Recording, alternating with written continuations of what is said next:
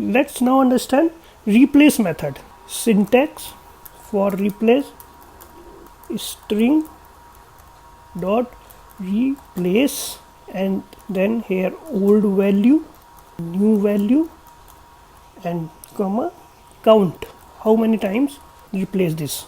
Now let's take an example.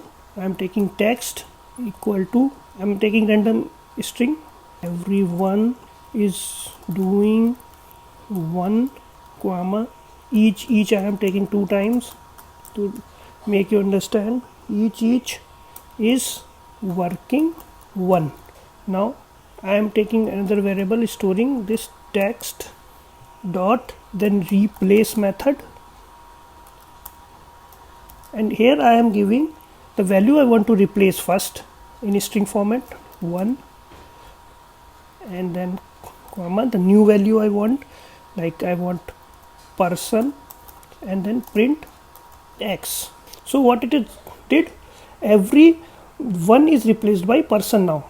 So 1, every person is doing person 1, each is working person.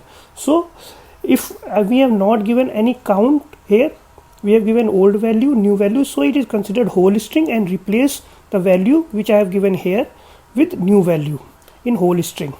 Now if we given some count value here, let's see, copying this text value, and now I give here a value in integer like 2, and then again I am printing x.